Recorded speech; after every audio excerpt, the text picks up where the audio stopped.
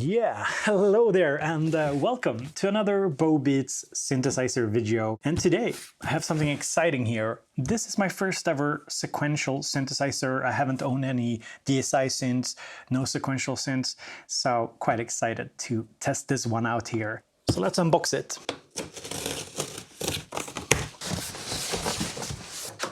So if the title of the video didn't give it away, it's the Take 5 from Sequential. And I got it from Perfect Circuit. It's a store over in the US. I've linked them in the description. We'll be doing some collaborations this year together because I thought it was kind of nice getting gear from a store. So that means that I don't have to get it directly from the manufacturer, which I think is a good thing altogether.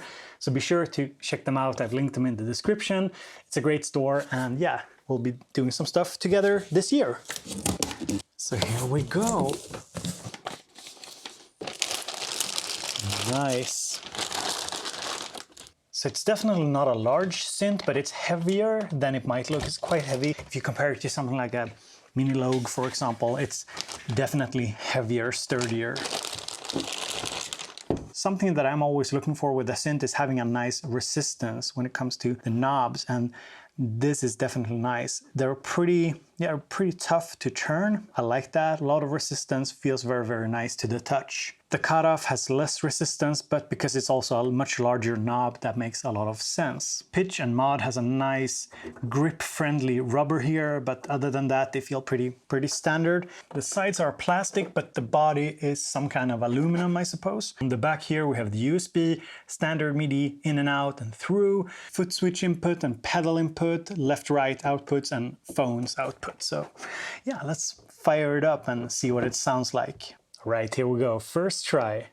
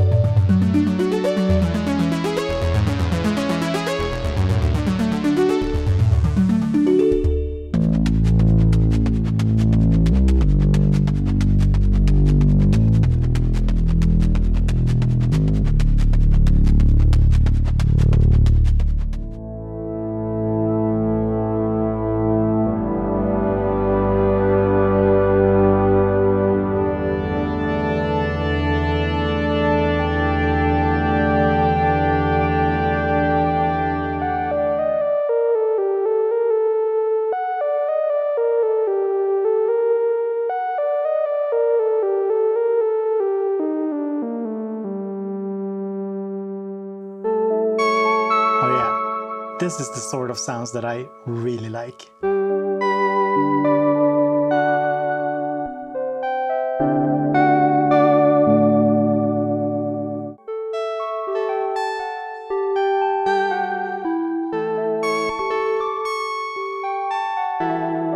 I really like that sound. It's reminiscent of a sound that I have over on the Arturia Polybrute, which is also this kind of gentle, interesting sound.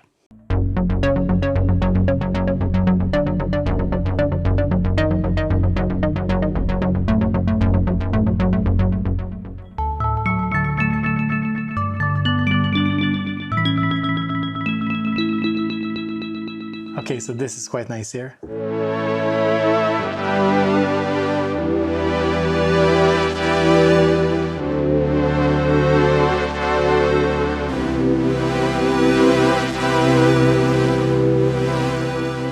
So these are not my favorite sounds, but let's add some overdrive.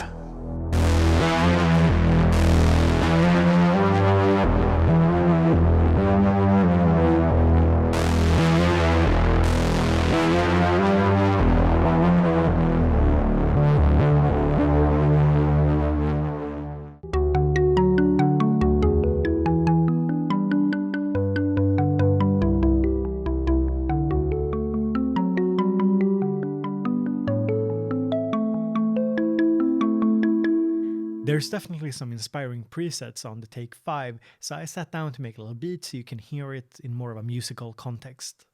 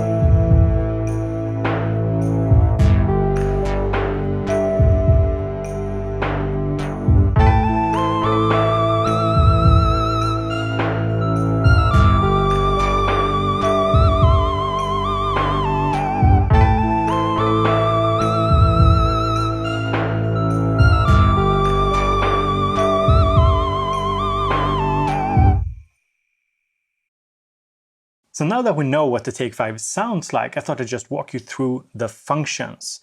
It's a pretty straightforward synthesizer. There is not a lot of menu diving, and it reminded me a lot about the Prolog 8 that I have here in the studio, but have yet to make a video on. Because it's very hands-on, it's knob per function, and the menu isn't very deep at all. The functions are basically just like one level in here. So you have global and you have program settings. So while there's definitely synths with more functions, this is a synth which is very quick and easy to use, and after just a couple of minutes with it, I made these patches here.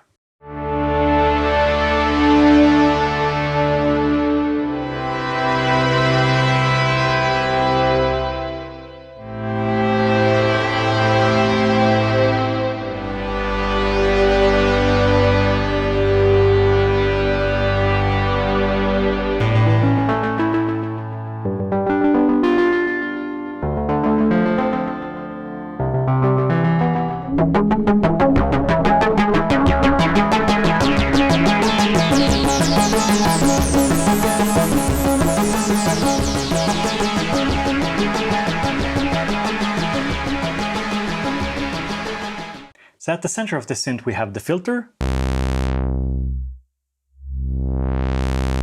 You have control over resonance.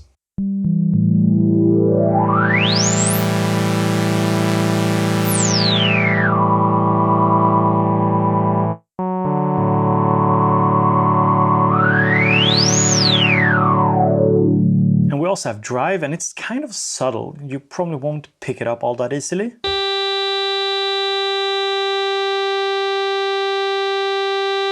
But it's actually kind of nice that it's a gentle drive, because we do have distortion as an effect and we have a master overdrive, and those are much more noticeable.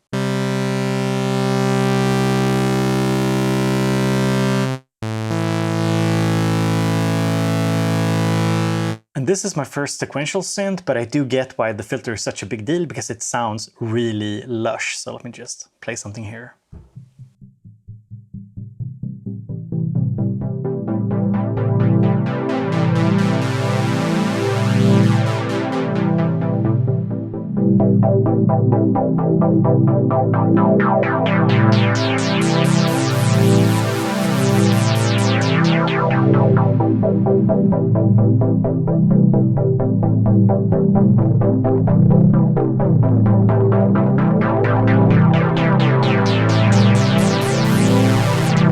So when it comes to the oscillator section, we have 2 analog oscillators per voice. And what's really nice, quite unique, is that they're sweepable, so we can change the shape here seamlessly.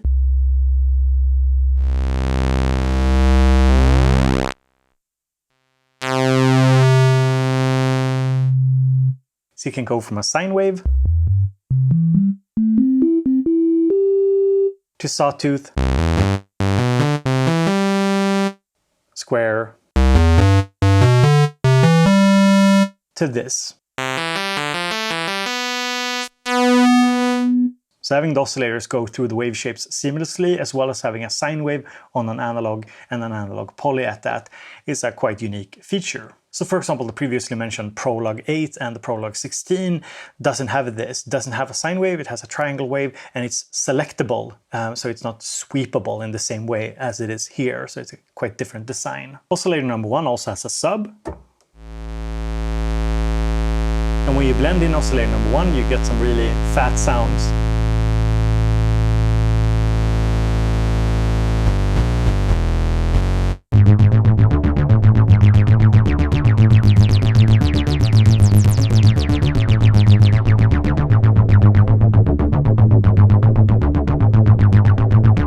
And oscillator 2 is identical to oscillator number 1. You also have control over pitch and octave. So just by adding in oscillator number 2, we get kind of a big sound.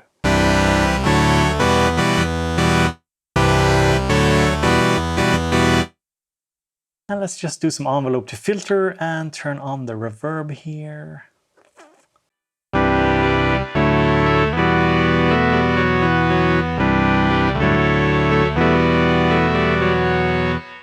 And we also have a noise generator that goes from white to pink.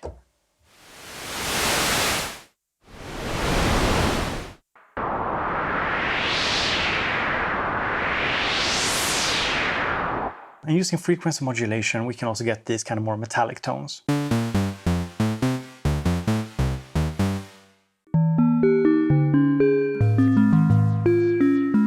And then we have the vintage knob.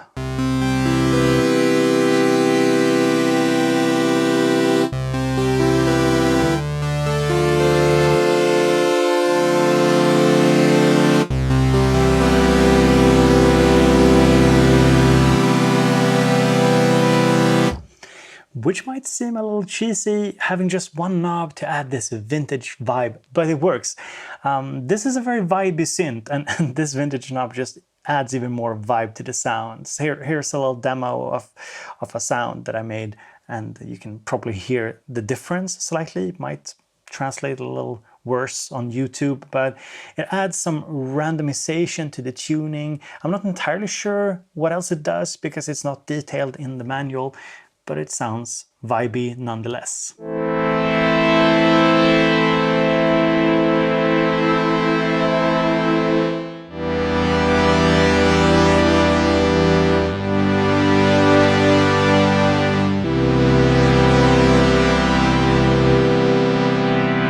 yeah, I think vibey is a great word to use to describe the synth so far.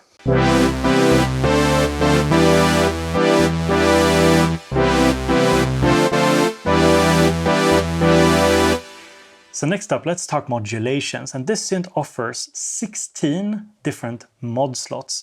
So that means 16 connections between sources and destinations. LFOs meaning could be a source, for example, and the destination could be the cutoff, for example. And it's very easy to set up. You just hold source, and you can, for example, have filter out as a source, and you can select a destination, resonance. So this is all very hands-on, very easy to use and value to increase the modulation. So it only has two LFOs, one is global and one is per voice. So if you modulate, say, the shape of a sound, let's see if we can do that.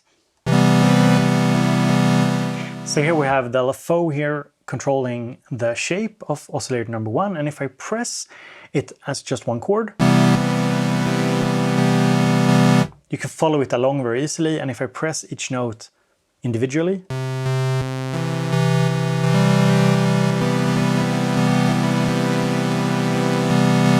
you can hear how the shape changes differently per note pressed. So that's the difference between this per voice LFO and the global one, which would just, the global one would just do one sweep of the shape here and not one per voice. But there's only 2 LFOs, and I would have loved to see even more LFOs added. But of course, you know, most users won't use more than 2. If you bury them somewhere in the menu, most people won't use them, but I would have loved 3 and 4 LFOs even. So yeah, that's that. And I would also have loved additional envelopes. There are 2 envelopes here, and they have some pre-configured routings. So default is that this one controls here the filter and this one controls the amp, but you can also set up envelope number 1 here to auxiliary. And that turns the second one into a filter and amp envelope. So we can use that to control the filter.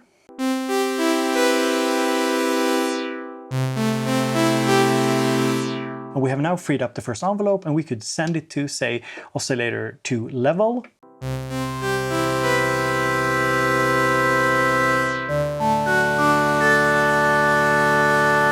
Let's add some reverb.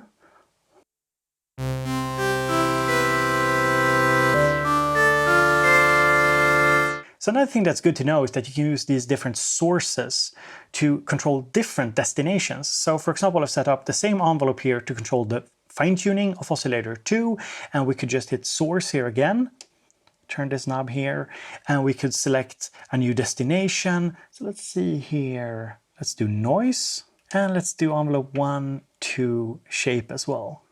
So there we go. So something like this.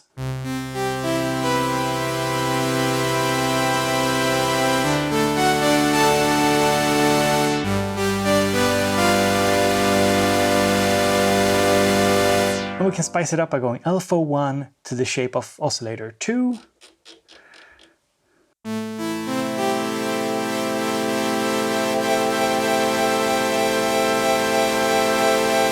And to spice it up even more, we can do source assign velocity to the frequency here of LFO 1.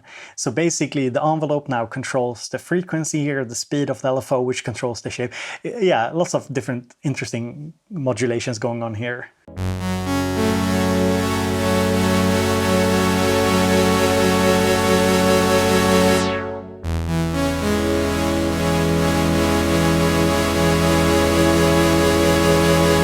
Here's a cool sound that I want to show you, where I'm using the LFO here to control the pitch of oscillator number 1 and using an envelope to kind of bring in the LFO slowly.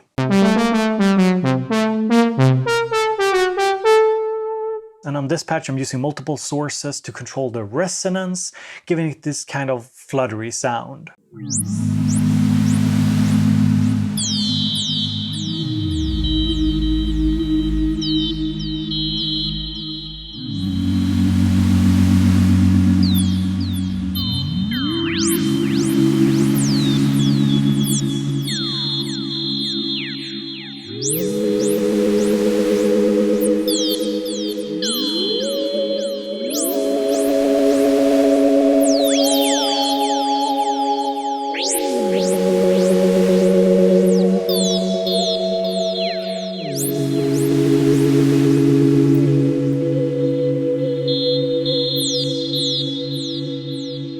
And on this sound, I'm using the LFO here to do some audio rate modulation of the shape, giving it this sort of metallic type sound.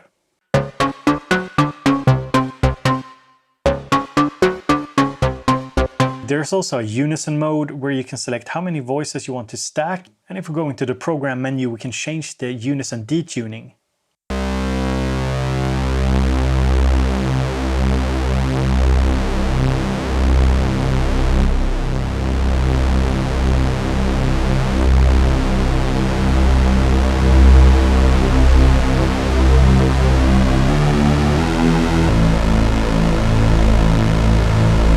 Kind of beefy. And in terms of effects, we have the 2 effects processors. So one is a reverb with control over dampening, pre-delay, decay, and also a nice low pass filter, high pass filter that's sweepable, which is very nice.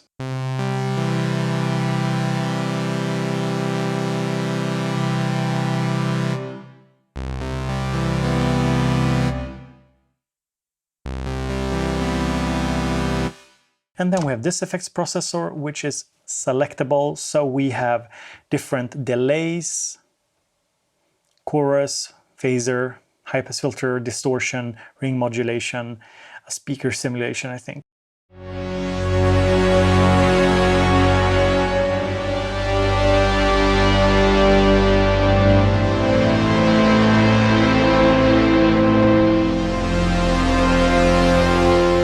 And then we also have an arpeggiator here.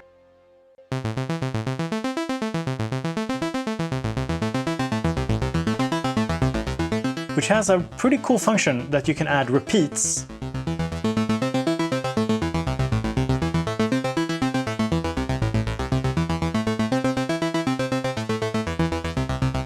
And we also have a step sequencer that can record polyphonically, so you can record chords into it. I think it's a little bit of a missed opportunity that we don't have like a more graphic representation of what's going on with the step sequencer. So you just hit record and you can do chords per step. So far, it seems like the step sequencer is one of the weaker points of this synthesizer, where I'd love to see more, I don't know, more options, parameter recording and stuff like that. That would have really helped a lot since there's only 2 LFOs. So yeah, kind of a basic step sequencer and no real graphical representation. You're not using these buttons here to program it. You just record it straight into it. It's a little bit of a missed opportunity because a polyphonic sequencer is kind of cool. So I think that that's something that they might be able to improve in future firmware updates. I haven't heard anything about it, but that's something that I love to see. And just to clarify why I'm not spending time on the sequencer in this video, it's literally 1 page or 1.5 page in the manual. It's basically just push record, play your chords, you can add rests and ties. It's really basic. So what do I think about the Take 5 so far? Keep in mind I've only used it for a couple of days, so my opinion might change over time, but I really want to get my kind of first impressions out there. So I've already talked about some of the things I don't like. I don't like that there's only 2 LFOs here. That's one thing I don't like. I think that the step sequencer is kind of basic. I think they could have done more with that. But beside those particular limitations, I've had a lot of fun with it, and I think it sounds really good. It has this really vibey tone, and I hope I showed you that in today's video.